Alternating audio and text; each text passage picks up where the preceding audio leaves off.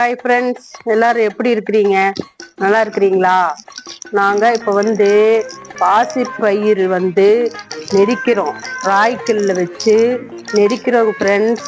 எப்படிங்கிறத பாரம்பரியமான ராய்க்கல்லில் பாசி பயிர் நெரிக்கிறோம் ஃப்ரெண்ட்ஸ். இது மாதிரி நெரிச்சு இந்த பயிர்ப்பு எடுத்து குழம்பு செய்கிறோம். பாசி பயிர் குழம்பு செய்ய போகிறோம். இது விவசாய தோட்டத்தில் விளையிற பயிர் ஃப்ரெண்ட்ஸ். அவ்வளவுதான். போடி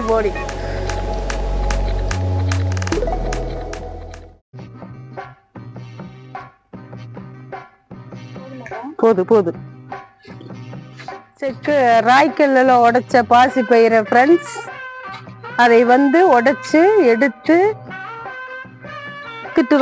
ஃப்ரெண்ட்ஸ் குத்துற செக்குல குத்தி அதில் இருக்கிற பொட்டை எடுத்து புடைச்சு அந்த பயிரை எடுத்து வச்சு தான் ஃப்ரெண்ட்ஸ் குழம்பு வைக்கணும்.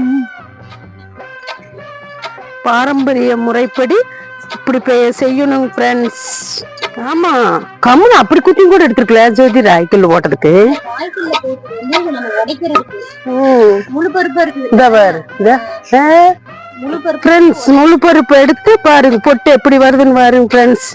இதை புடைச்சு பயிர் எடுத்து தப்பால் போட்டு வச்சு குழம்புக்கு ரெடி பண்றது இந்த பாரம்பரிய முறைப்படி செய்யணும் ஃப்ரெண்ட்ஸ்.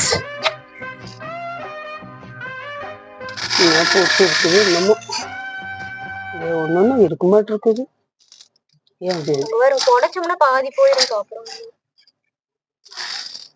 பாருங்க ஃப்ரெண்ட்ஸ், தீட்டுன்னு பொட்டு பாருங்க, இப்படிதான் இருக்குங்க ஃப்ரெண்ட்ஸ்.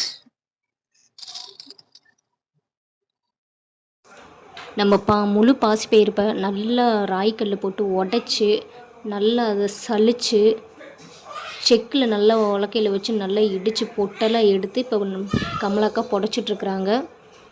இது நம்ம இந்த மாதிரி ரெடி பண்ணி வச்சுட்டு குழம்புக்கு பொங்கல் பாசிப்பயிர்ப்புன்னு எல்லாமே நம்ம எடுத்துக்கலாம். இதிலேருந்து இது பார்த்திங்களா எவ்வளோ தூரம் சுத்தமாக இருக்குதுன்னு.